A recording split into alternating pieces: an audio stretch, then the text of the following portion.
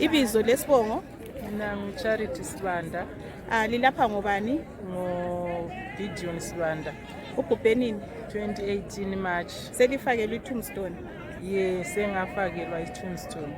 Lithini ngelanga lalamhlanje?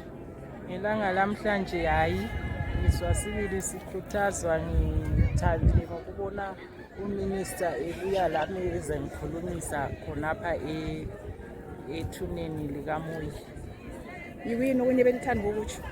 Bengithanda ukutsho isifiso sami ngesokuthi lapho ngithole i-widow's pension angikayitholi ngenxa yokuthi ama-IDs angu-2, eyinye eyakhe yakudala iyo yayisebenza ku-pensions waze wabhubha. So esebhubhile nganikwa ipension ye-army kuphela because wayetshintshile isithupha esiya esikolo evela empini.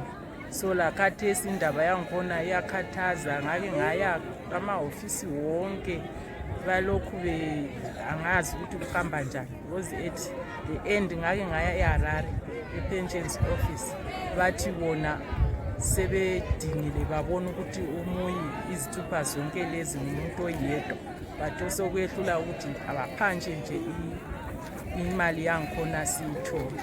Imalini omele liyithole? Angikwazi ukuthi ingaba isiyimalini kodwa kusukela 2018 kuze kube khathesi. Abahola khathesi bathola malini?